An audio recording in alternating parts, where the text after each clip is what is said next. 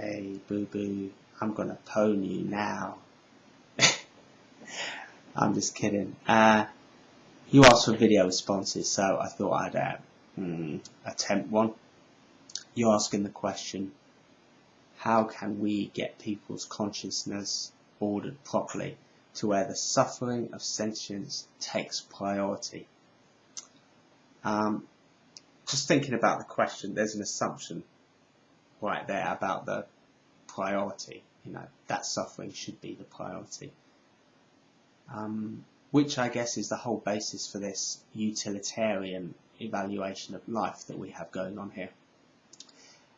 No one's really told me yet why we should measure the value of life by suffering or lack thereof. And I suspect it's a contemporary point of view.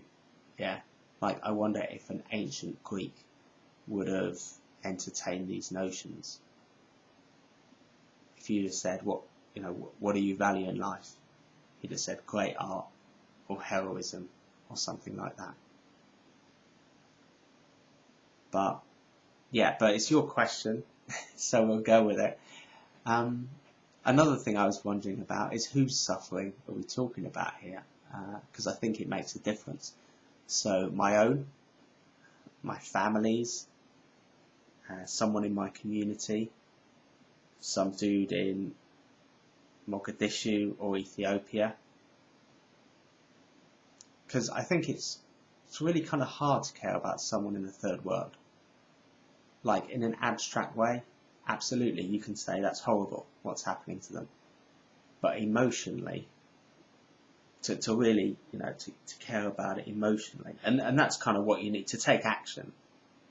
I think that's to take significant steps. That's the threshold, And I think they're just too far removed. And that sounds kind of hard, but I guess what I'm suggesting is that our brains developed to care, to value the suffering of 7 billion strangers. That's what I'm asking. Are they? And that's not to say it doesn't matter. That's just to say I don't think we're really wired for that. Or it might be the case that we're not wired for that. I think we're not wired for that. Maybe it's just me. People are gonna come in and say, "Oh, Menz, he's a hard, cold bastard." But before people say that, hey, be honest with yourself. Talk is cheap. What concrete actions have you taken? What concrete actions do most people undertake to help someone in the third world? Like $10 in a collection, a pop concert every couple of years. That's about it. But that's what you're asking, right? That's your question.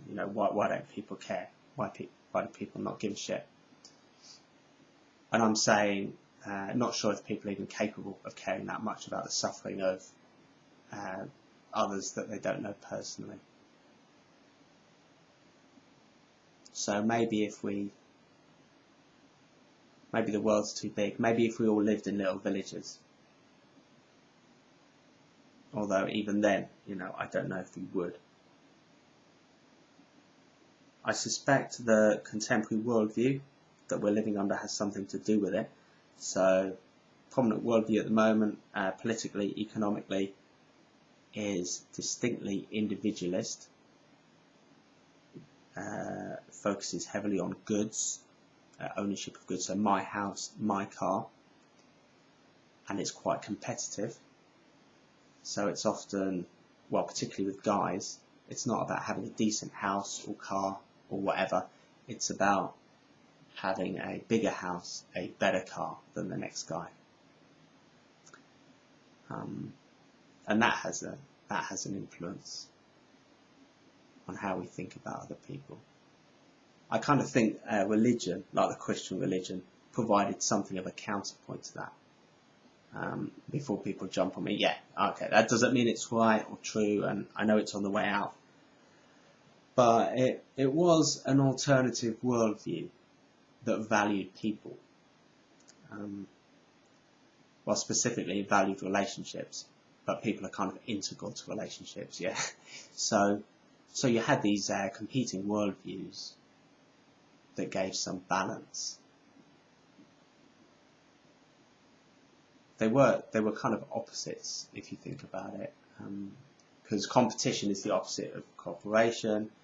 You know, competition, competitiveness between people, is kind of a weed killer to relationships, right? So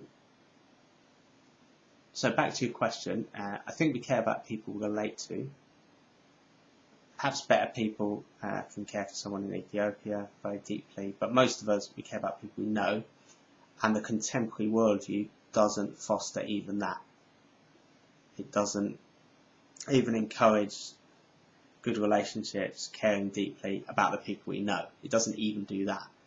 It's survival of the fittest. It's essentially competitive. So maybe a change of worldview would make some difference. I don't know about other religions. I suspect a lot of them were relational too. I'm guessing, I don't know. It's kind of interesting that all cultures seem to have had something like that. Because the claim, right, is that it serves no purpose. It's holding us back. Yeah, it has no function. We'd be better off without it. But you don't really know that until you take it out and wait 50 years, and then we'll know. It's something that comes up a lot in software. I work in software, big software systems. You never mess with a production system. You might think that a piece of code works a certain way, does something, or doesn't do anything, and you want to take it out, but you never do it. You're always very, very careful. And there's always some newbie that comes along, takes it out, and a month later, after the change, you find, yes, it was doing something, it served a purpose, and all of your calculations for a month are completely screwed up. Yeah. Anyway, religion's dead. It's on the way out. Maybe you can ask all the radical atheists on YouTube for their suggestions for a replacement. Front runner, I guess, would be humanism, but that really doesn't seem to cut it, in my view.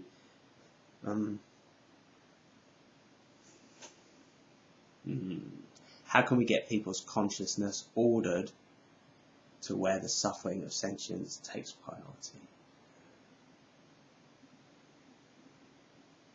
Yeah, it's difficult. You might be out of luck, mate. I don't really see a straightforward answer to that. Okay, we're going to live in small villages and invent a religion that values relationships and caring for each other, and we're going to need some enforcement, otherwise they won't go for it. So I don't know, it's going to have to be beatings in the afterlife. Yeah. Best I can offer. Those are my very random thoughts. It'll be interesting to see what other people post, if indeed anyone bothers. Let's hope so. Have a good evening.